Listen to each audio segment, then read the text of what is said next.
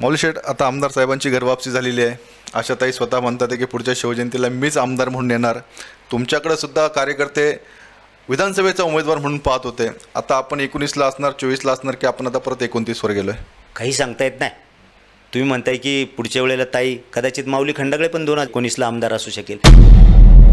साहेब, राजकारण इतकं त्याला अस्थिर म्हणता येणार नाही, पण राजकारणातले बदल किती फास्ट होत आहेत, मुवमेंट किती फास्ट होत आहेत, आपण सगळे जाणताय, आपण सगळे बघताय. त्याच्यामुळं उद्या काय घडणार आहे याच्यापेक्षा आजचा वर्तमान जो चालला आहे माझ्या दृष्टीनं तो महत्त्वाचा आहे. उद्या काय घडेल सांगता येत नाही. माऊली खंडागळे पण उमेदवार असू शकेल. पक्ष जो निर्णय देईल तो होईल. त्याच्या बाबतीमध्ये आपण फार भविष्याच्या बाबतीमध्ये म्हणजे आशावादी असणं गरजेचं नाही, परंतु फार भविष्याच्या बाबतीमध्ये हे असंच होईल तसंच होईल काही सांगता येत नाही. हे काय फक्त शिवसेनेमध्ये नाही चाललं साहेब, हे राष्ट्रवादी काँग्रेस, भाजप सगळ्या पक्षांमध्ये तसंच चाललं. मौली शेठ, तुम्ही आशावादी आहात? 100%.